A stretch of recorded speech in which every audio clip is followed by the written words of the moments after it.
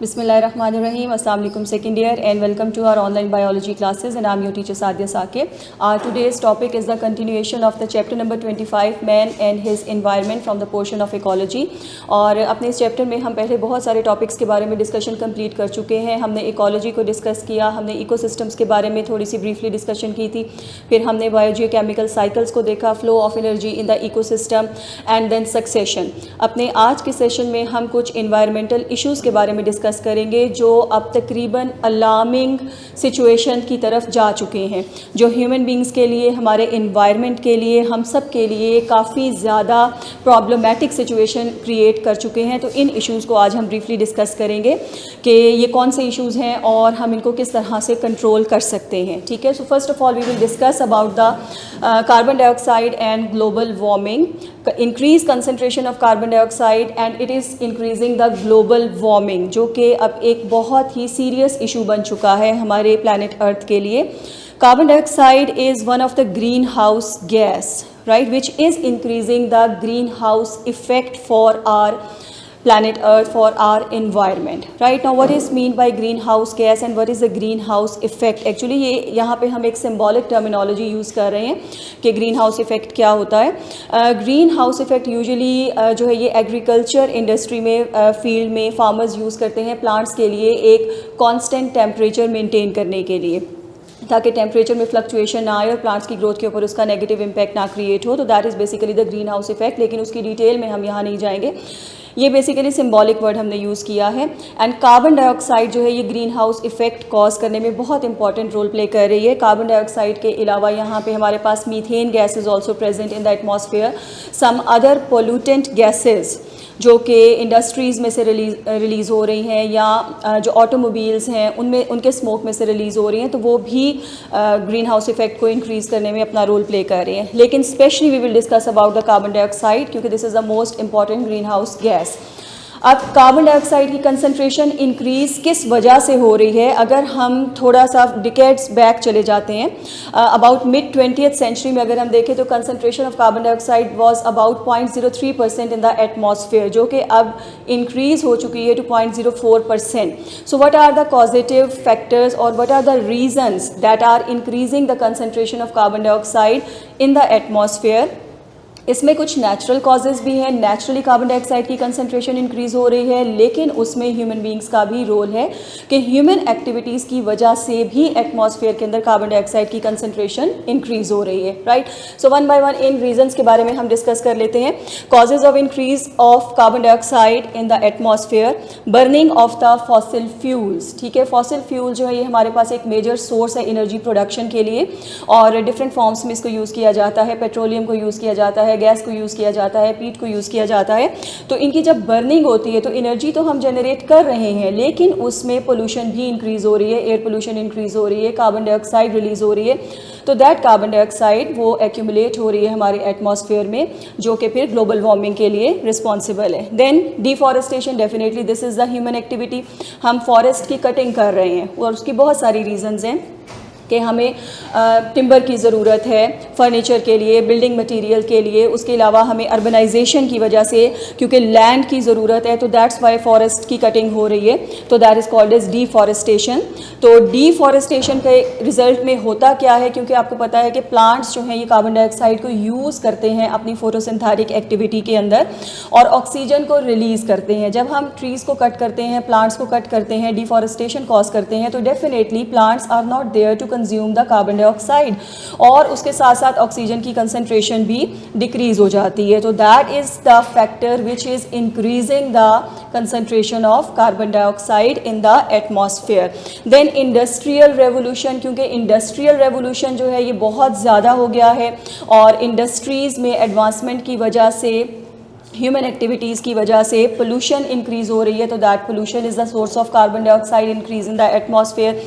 Then respiratory activity, by all the living organisms, humans, animals and all other living organisms. So respiration के बारे में भी आप लोगों ने डिटेल से पढ़ा हुआ है कि respiration is the biochemical process, metabolic activity जिसमें ऑक्सीजन की कंजम्पशन होती है and carbon dioxide is released as a waste product. तो वो कार्बन डाइऑक्साइड रिलीज होकर कहाँ जा रही है? Definitely it is going in the atmosphere. तो वहाँ पे इसका रिजर्वायर इंक्रीज होता जा रहा है. देन वॉल्केनिक इरप्शन, ठीक है, वॉल्केनोस में जब इरप्शन होती है तो उसके रिजल्ट में भी गैसेज रिलीज होती हैं जिसमें से most important is the carbon dioxide. So these are the few causes of increase of carbon dioxide concentration in the atmosphere. इसकी वजह से कार्बन डाइऑक्साइड की कंसंट्रेशन इंक्रीज हो रही है. अब इसमें से जो बर्निंग ऑफ फॉसिल फ्यूल्स है और deforestation and industrial revolution, These activities are caused by the human beings. यानी ये नेचुरली तो एग्जिस्ट नहीं कर रही हैं, ये हमारी वजह से, हम खुद ये एक्टिविटीज़ परफॉर्म कर रहे हैं और उसकी वजह से पोल्यूशन इंक्रीज हो रही है और कार्बन डाइऑक्साइड की कंसंट्रेशन बढ़ रही है. लेकिन अगर हम रेस्पायरेशन को देखें और वॉल्केनिक इरप्शंस को देख लें तो definitely these are the natural reasons. यानी रेस्पायरेशन है, एक नेचुरल फिनोमिना है, लिविंग ऑर्गेनिजम्स में एनर्जी प्रोडक्शन का प्रोसेस है, तो वो तो परफॉर्म होना ही है, उसको हम स्टॉप नहीं कर सकते. ठीक है, तो इसी तरह से वॉल्केनिक इरप्शन है, that is also the natural activity. हम उसको भी ना तो रोक सकते हैं ना ख़त्म कर सकते हैं. तो कुछ नेचुरल कॉजेज़ हैं कार्बन डाइऑक्साइड की इंक्रीज़ की और कुछ ह्यूमन एक्टिविटीज़ की वजह से इंक्रीज़ हो रहा है. लेकिन अब इसका नेगेटिव इम्पैक्ट क्या हो रहा है? नेगेटिव इम्पैक्ट एक तो ये है कि carbon dioxide is injurious to the human health as well and it decreases the oxygen carrying capacity of the haemoglobin. Haemoglobin which is a red pigmented protein in the red blood cells जो oxygen को transport करती है, bind करती है. तो लेकिन अगर carbon dioxide की कंसनट्रेशन ज़्यादा हो जाएगी तो उसकी वजह से ऑक्सीजन की कैरिंग कैपेसिटी जो है वो रिड्यूस हो जाएगी बाय द हीमोग्लोबिन. तो दैट्स वाई ये ह्यूमन हेल्थ के लिए भी हार्मफुल है. उसके अलावा carbon dioxide is a green house gas, जैसे कि मैंने आपको टॉपिक के स्टार्ट में बताया था, that causes the global warming. Green house gas है और it causes a green house effect, जो मैंने आपको ब्रीफ सा उसका एक इंट्रोडक्शन दिया कि ये एग्रीकल्चर फील्ड में प्लांट्स के लिए एक कांस्टेंट टेम्परेचर मेंटेन करने के लिए ग्रीन ग्लास के ग्रीन हाउसेस बनाए जाते हैं और उन चैम्बर्स के अंदर बेसिकली प्लांट्स को प्लेस किया जाता है, क्योंकि ग्लास को क्रॉस करके सोलर एनर्जी, सोलर रेडिएशन अंदर तो आ जाती हैं, ठीक है, तो अंदर एक कांस्टेंट टेम्परेचर हीट मेंटेन हो जाती है, लेकिन वो री रेडिएट नहीं होती हैं, उस ग्लास को क्रॉस करके वापस बाहर नहीं जा सकती हैं. उसको हम ग्रीन हाउस इफेक्ट का नाम देते हैं. तो यहाँ पे भी कुछ इसी तरह से होता है कि सोलर रेडिएशंस जो सन की तरफ से हीट एनर्जी आ रही है, जो रेडिएशंस की फॉर्म में आ रही है, वो यूवी रेडिएशंस भी हैं, वो इंफ्रारेड रेडिएशंस भी हैं, ठीक है, और वो हमारी एक रिक्वायरमेंट है, because you know very well कि solar energy is the basic driving force for our ecosystem. जितने भी हमारे जो है इकोसिस्टम की एक्टिविटीज़ हैं that are maintain by the solar energy, ठीक है, तो वो आना ज़रूरी है. लेकिन उसमें अब जो नेचुरल प्रोसेस है उसमें ये है कि solar radiations, infrared heat radiations, they are coming towards the earth, ठीक है, वो अर्थ तक आती हैं, they are absorbed by the components of the ecosystem. Plants absorb करते हैं, फोटोसिंथेसिस परफॉर्म करते हैं, to some extent animals absorb करते हैं, उनकी बॉडीज़ वार्म अप होती हैं. उसके अलावा फिर अर्थ सॉइल एब्जॉर्ब करती है.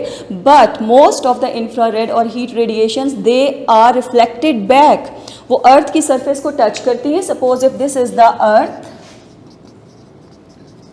Solar radiations are coming, they are absorbed by the components of the ecosystem, ठीक है, they are absorbed by the earth as well and then they are re-radiated, reflected back to the space, ठीक है, वो बाहर चली जाती हैं.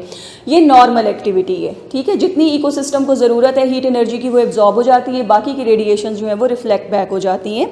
लेकिन अब क्या हो गया कि ग्रीन हाउस गैसेस की एक्यूमुलेशन की वजह से इन द एटमॉस्फेयर जो कार्बन डाइऑक्साइड की कंसनट्रेशन इंक्रीज़ हो चुकी है इन सारे फैक्टर्स की वजह से, और कार्बन डाइऑक्साइड के अलावा कुछ और गैसेस भी हैं, ये क्या कर रही है, ये हमारे एटमॉस्फेयर के ऊपर इस तरह से ग्रीन हाउस के ग्लास की जैसी एक लेयर बना देती हैं, जो काफ़ी हद तक अब एक थिक लेयर बन चुकी है, ठीक है.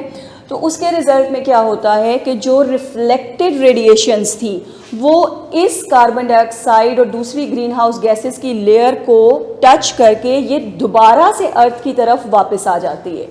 Instead of going back into the space, के बजाय इसके कि ये स्पेस में वापस से रिफ्लेक्ट बैक हो, ये दोबारा अर्थ की तरफ आ जाती है और यहीं पे ट्रैप हो जाती है.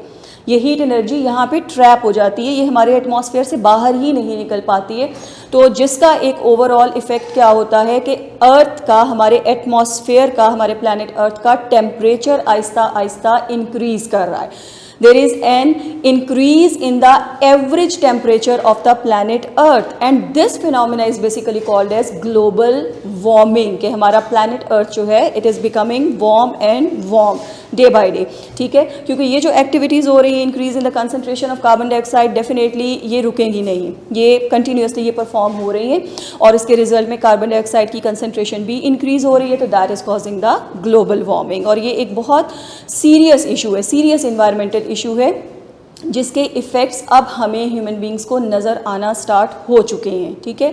अगर हम डिकेड्स बैक की बात करें, कुछ साल पीछे हम चले जाएं, आज से 20, 25, 30 साल पीछे अगर हम चले जाते हैं तो उस वक्त अगर हम कंपेयर करें तो अर्थ का टेम्परेचर इतना ज़्यादा नहीं था, या अगर हम कंपैरिजन करें समर सीज़न का उन सालों से और अभी प्रेजेंट डे से, ठीक है, तो अभी समर का ड्यूरेशन जो है वो लॉन्ग होता चला जा रहा है और ज़्यादा इंटेंस होती जा रही है समर्स, इंटेंसिटी उसकी बढ़ गई है। The reason behind is this because there is continuous increase in the average temperature of the planet earth, तो that is basically called as global warming. अब कुछ बात कर लेते हैं कि क्या इसके लॉन्ग टर्म इफ़ेक्ट्स हो सकते हैं ग्लोबल वार्मिंग के हमारे प्लैनेट अर्थ पे, हमारे इकोसिस्टम पे, ह्यूमन बींग्स पे और दूसरे लिविंग ऑर्गेनिजम्स जो मौजूद हैं। Increase in the average temperature of the earth, definitely क्योंकि हीट बढ़ रही है, टेम्परेचर इंक्रीज़ हो रहा है, तो ओवरऑल एक एवरेज टेम्परेचर जो है वो बढ़ता जा रहा है। Melting of the polar ice, जो पोलर एरियाज़ हैं जहाँ पे फ्रोज़न आइस मौजूद है, तो इस कंटिन्यूस इंक्रीज़ इन टेम्परेचर की वजह से वो आइस मेल्ट होना स्टार्ट हो जाएगी, ग्लेशियर्स की मेल्टिंग स्टार्ट हो जाएगी, तो that may cause increase in the sea level, ठीक है, तो उस इंक्रीज़ की वजह से फ्लडिंग हो सकती है। तो आने वाले सालों में हमारे पास ये ख़तरा भी मौजूद है कि मेल्टिंग आइस की वजह से सी लेवल इंक्रीज़ हो जाएगा, तो that may cause flooding of the related areas, जो नियर बाय एरियाज़ होंगे वहाँ पे फ्लडिंग हो सकती है। Change in the precipitation cycle, precipitation के बारे में हमने वाटर साइकिल के अंदर बात की थी कि जो बारिश होती है, जो आइस की फॉर्मेशन हो रही है, स्नोफॉल हो रही है, तो that is basically called as precipitation, तो उसके साइकिल में भी चेंज आ सकती है क्योंकि ओवरऑल जो क्लाइमेट है, जो वेदर है, ये सब चीज़ें चेंज हो जाएंगी। So that's why it should be control, कि जो कार्बन डाइऑक्साइड की इंक्रीज़ हो रही है, इन सब फैक्टर्स को कंट्रोल करना बहुत ज़रूरी है, अदरवाइज़ हमारी आने वाली जनरेशन्स के लिए बहुत प्रॉब्लम हो जाएगी और प्लैनेट अर्थ के ऊपर सर्वाइव करना मुश्किल हो जाएगा। So that is all about the increase in the concentration of carbon dioxide and global warming. एक और बहुत सीरियस इशू, इन्वायरमेंटल इशू जो हमें डिस्कस करना है, that is the acid rain. Acid rains अब क्या होती हैं, ये भी इन्वायरमेंटल पोल्यूशन से रिलेटेड टॉपिक है, ठीक है।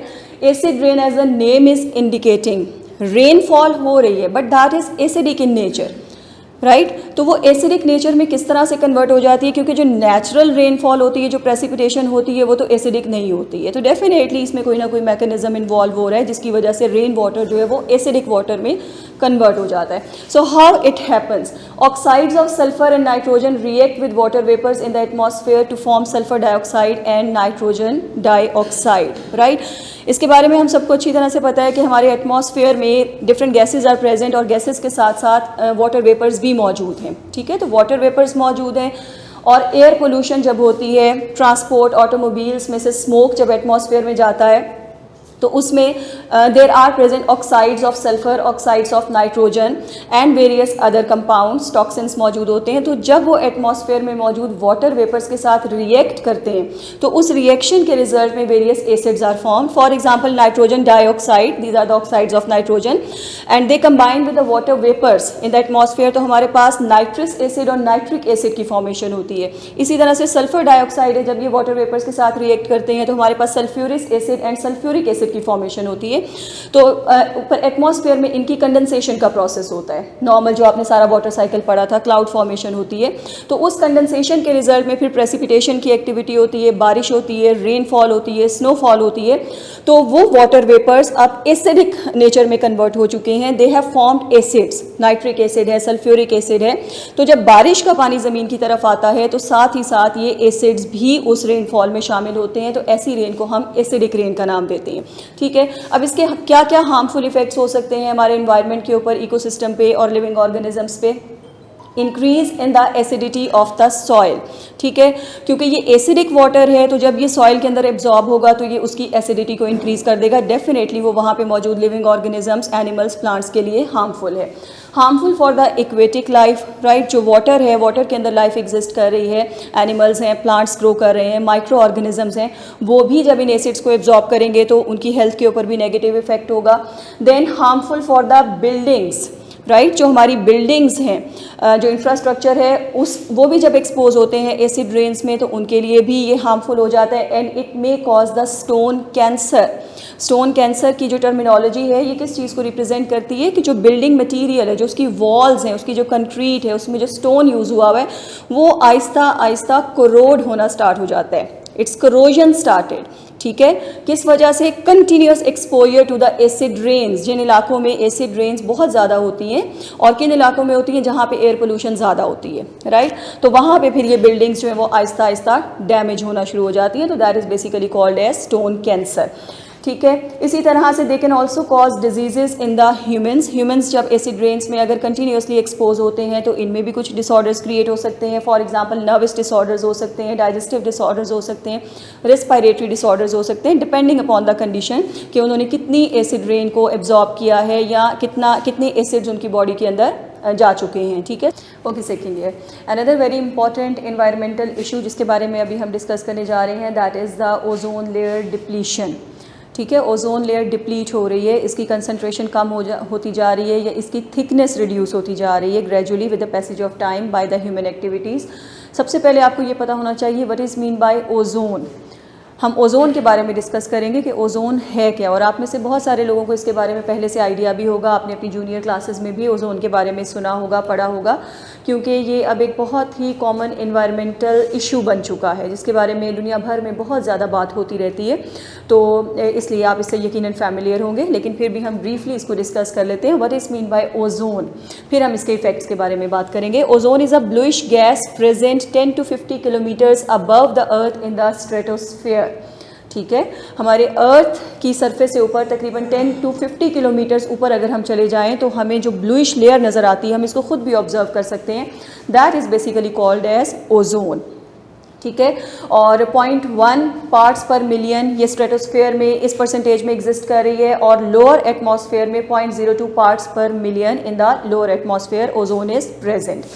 फार्मूला फॉर ओजोन अगर हम देखें क्या है, it is represented as O3, ठीक है, इसका ये फार्मूला है, O3 से हम इसको रिप्रेजेंट करते हैं। अब जैसे कि आपको इसको देख के अंदाज़ा हो रहा होगा कि it is basically the form of oxygen, right, ये ऑक्सीजन की ही फॉर्म है, O रिप्रेजेंट्स द ऑक्सीजन। लेकिन नॉर्मल जो हम ऑक्सीजन के बारे में स्टडी करते हैं उसके लिए जो मॉलिक्यूलर फार्मूला हम यूज़ करते हैं दैट इज़ द O2, ठीक है। ऑक्सीजन को हम O2 से रिप्रेजेंट करते हैं कि ऑक्सीजन यूजुअली एटॉमिक फॉर्म में एग्जिस्ट नहीं करती है एटमॉस्फेयर में, it is present in molecular form. दो ऑक्सीजन एटम्स कंबाइन होते हैं तो एक ऑक्सीजन मॉलिक्यूल बन जाता है, that is the most abundant form of oxygen in our environment या ऑन द प्लैनेट अर्थ, ठीक है। लेकिन ओजोन को हम रिप्रेजेंट कर रहे हैं O3 से, ठीक है। O2 प्लस O यानी एक ऑक्सीजन मॉलिक्यूल के साथ एक और ऑक्सीजन, सिंगल ऑक्सीजन एटम जब रिएक्ट करता है, कंबाइन होता है, तो हमारे पास ओजोन मॉलिक्यूल की फॉर्मेशन होती है, दैट इज़ द O3। लेकिन ऐसा किस तरह से होता है, क्योंकि oxygen molecule O2 it's a very stable molecule, ये बहुत स्टेबल मॉलिक्यूल है और इसको ब्रेक करने के लिए large amount of energy is required, ठीक है। और यूजुअली ये एनर्जी प्रोवाइड करना नॉर्मल कंडीशंस में पॉसिबल नहीं होता, लेकिन some UV radiations, very intense radiations which are coming from the sun, ठीक है, सन की तरफ से आ रही हैं, तो ये बहुत पावरफुल होती हैं और ये एटमॉस्फेयर में मौजूद जो ऑक्सीजन मॉलिक्यूल्स हैं उनको स्प्लिट कर देती हैं into the oxygen atoms. Then these oxygen atoms combine with the other oxygen molecules present in the atmosphere and they are converted into the O3 और ओजोन, और फिर ये ओजोन हमारे स्ट्रेटोस्फेयर में एक्यूमुलेट होती चली जाती है, तो जिसको हम ओजोन लेयर का नाम दे देते हैं। तो that bluish layer present in the stratosphere that is called as ozone, ठीक है। Ozone causes of ozone layer depletion, कि ये डिप्लीट क्यों हो रही है, ये इसकी लेयर जो है वो थिन क्यों होती चली जा रही है, उससे पहले मैं आपको ओजोन की सिग्निफिकेंस ब्रीफली बता देती हूँ कि ये हमारे लिए क्यों यूज़फुल है। Ozone is very important for us, ठीक है, और you can say for the existence of life as well as for the survival of living organisms on the planet earth, ozone is very important, ठीक है। क्यों? Because it filters, ozone layer बहुत सारी harmful UV radiations और दूसरी intense radiations which are coming from the sun in the form of solar energy, ये उसको filter करती हैं, ठीक है, ये उसके लिए एक फिल्टर का काम कर रही है और सिर्फ जो यूजफुल रेडिएशंस हैं उनको अलाउ करती है कि वो अर्थ की सरफेस तक चले जाएं या नीचे लोअर एटमॉस्फेयर में चली जाएं और इकोसिस्टम में एब्जॉर्ब हों और जहाँ पे भी इसकी यूटिलाइजेशन होनी है वहाँ पे ये यूटिलाइज हो सके। And it reflects back the harmful UV radiations, ozone layer जो हार्मफुल रेडिएशंस है उनको रिफ्लेक्ट कर देती है वापस से स्पेस के अंदर, ठीक है, और उनको ज़मीन तक आने से रोकती है। This is the basic function of the ozone layer in the atmosphere. अगर मैं बहुत आसान अल्फाज इस्तेमाल करूं तो मैं आपको ये कह सकती हूँ कि this ozone layer is acting like just like the umbrella. ये हमारे लिए अम्ब्रेला का काम कर रहे हैं। जैसे अगर बारिश हो रही है तो आप अम्ब्रेला यूज़ करते हैं, आप बारिश के पानी से अपने आप को बचा लेते हैं। इसी तरह अगर बाहर बहुत इंटेंस सनलाइट है, धूप बहुत तेज़ है, आप बाहर निकलते हैं, आप फिर भी अम्ब्रेला यूज़ करते हैं तो आपको हीट की इंटेंसिटी कम फील होती है क्योंकि आपकी बॉडी उसको एब्जॉर्ब नहीं कर रही। तो that umbrella is just acting like a shelter. तो ओजोन लेयर जो है ये भी हमारे प्लैनेट अर्थ के लिए एक अम्ब्रेला या एक शेल्टर का काम कर रही है जो हमें हार्मफुल यूवी रेडिएशन से बचाने का काम करती है, उसको फिल्टर कर लेती है, सिर्फ यूजफुल एनर्जी को अर्थ तक आने देती है, बाकी रेडिएशंस को रिफ्लेक्ट बैक कर देती है, ठीक है। अब आप खुद इमेजिन कर सकते हैं कि अगर इस लेयर की थिनिंग हो रही है, ये कम हो रही है, ओजोन लेयर की डिप्लीशन हो रही है, तो ये हमारे प्लैनेट अर्थ के लिए कितनी ज़्यादा हार्मफुल सिचुएशन हो सकती है। सो अब इसकी मेन कॉजेज़ क्या हैं कि जिसकी वजह से ओजोन लेयर डिप्लीट हो रही है? CFCs, ठीक है, हम यहाँ भी एब्रीवेशन यूज़ करें CFCs जो कि एब्रीवेट कर रहे हैं क्लोरोफ्लोरोकार्बन्स को, ठीक है। These are the main causes, main reason for the depletion और break down of the ozone molecules, ठीक है। अब क्लोरोफ्लोरोकार्बन्स कहाँ से आते हैं? CFCs are released from the AC, aerosols, refrigerators etcetera, ठीक है, जो स्प्रेज वगैरह हम यूज़ करते हैं, एयर कंडीशनर्स, रेफ्रिजरेटर, ये तकरीबन हर घर में अब मौजूद होते हैं। तो उनके जो कूलेंट्स होते हैं, जो कूलिंग सिस्टम्स होते हैं, वहाँ पे जब वो कूलिंग कॉज करते हैं तो उसके रिजल्ट में chlorofluorocarbons are release in the atmosphere, ठीक है। CFCs हैं, इनको हम क्लोरोफ्लोरोकार्बन्स का नाम देते हैं। जैसे कि आपको नाम से भी अंदाज़ा हो रहा है कि इसमें क्लोरीन भी मौजूद है, इसमें फ्लोरीन भी मौजूद है और इसमें कार्बन्स भी मौजूद हैं, ठीक है। जब ये एटमॉस्फेयर में जाते हैं तो फिर रेडिएशंस की वजह से, हीट एनर्जी की वजह से ये मॉलिक्यूल स्प्लिट होते हैं into chlorine, fluorine and carbon compounds and then they react with the ozone molecules. ये ओजोन मॉलिक्यूल के साथ रिएक्ट करके उसको दोबारा से मॉलिक्यूलर ऑक्सीजन में कन्वर्ट कर देते हैं। क्लोरोफ्लोरोकार्बन्स ओजोन मॉलिक्यूल्स के साथ रिएक्ट करके उनको दोबारा मॉलिक्यूलर ऑक्सीजन में कन्वर्ट कर देते हैं, जिसकी वजह से क्या हो रहा है कि नंबर ऑफ ओजोन मॉलिक्यूल्स ये रिड्यूस होता चला जा रहा है। तो उसको फिर हम नाम दे देते हैं कि ओजोन लेयर की डिप्लीशन हो रही है या ओजोन लेयर थिन होती चली जा रही है, ठीक है। they break the ozone back to molecular oxygen and definitely ozone layer thin हो जाएगी। Then there is formation of the ozone hole, right? Ozone hole अब क्या है? In 1985, an English scientist, Joy Fairman, said that ozone hole is created near Antarctica. ठीक है, सबसे पहले जो ओजोन होल के बारे में कॉन्सेप्ट हमारे पास आया था वो 1985 में एक इंग्लिश साइंटिस्ट ने बताया था। उसने ये कहा था कि अंटार्कटिका के रीजन में, वहाँ पे एटमॉस्फेयर में ओजोन लेयर बहुत ज़्यादा थिन हो चुकी है, इतनी थिन हो चुकी है कि उसको ओजोन होल का नाम दे दिया गया था, ठीक है।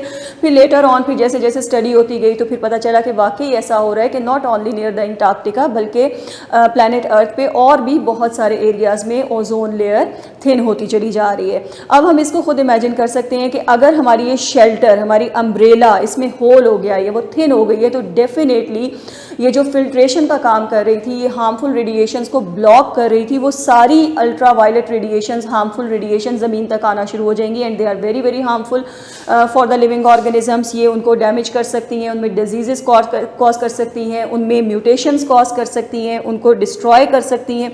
So that's why it will become very very dangerous situation, ठीक है। तो ओजोन होल के रिजल्ट में या ओजोन लेयर की डिप्लीशन के रिजल्ट में हमें ये सारे प्रॉब्लम्स फेस करना पड़ सकते हैं कि इसकी जो फिल्ट्रेशन की एक्टिविटी है, जो हार्मफुल रेडिएशंस को ये फिल्टर कर रहा है, वो बहुत ज़्यादा रिड्यूस हो जाएगी और आने वाले वक्त में हमारे प्लैनेट अर्थ पे सरवाइव करना मुश्किल से मुश्किल होता चला जाएगा। So that is all about the effects of ozone layer depletion on our environment. अपने आज के टॉपिक में हमने डिस्कस किया कुछ बेसिक इन्वायरमेंटल इशूज़ के बारे में, जैसे हमने ग्लोबल वार्मिंग को डिस्कस किया, हमने एसिड रेन्स को डिस्कस किया, हमने ओजोन लेयर डिप्लीशन कंडीशन को डिस्कस किया। तो ये ऐसे इश्यूज़ हैं जिस पे ज़्यादा कंट्रीब्यूशन जो है वो हमारा है एज अ ह्यूमन बीइंग। हम क्योंकि अपने फ़ायदे के लिए, अपनी सहूलत के लिए हम अपने इन्वायरमेंट को मिसयूज़ कर रहे हैं, ठीक है। तो लेकिन उसका नेगेटिव इम्पैक्ट अब ज़ाहिर होना शुरू हो गया है कि हमारा इन्वायरमेंट डिस्टर्ब होना स्टार्ट हो गया है। लेकिन definitely in the long run आने वाले वक्त में उसका हमें ख़ुद भी नेगेटिव इफ़ेक्ट फेस करना पड़ेगा। तो being a responsible human being हमें अपने तौर पे अपना रोल प्ले करना चाहिए और इन सारे इन्वायरमेंटल इश्यूज़ को रिड्यूस करने में हेल्प करनी चाहिए। सो that is all about today's topic. Hopefully आपको ये इन्वायरमेंटल टॉपिक्स अच्छी तरह से क्लियर हो गए होंगे। That's all. Thank you for watching and अल्लाह हाफिज़।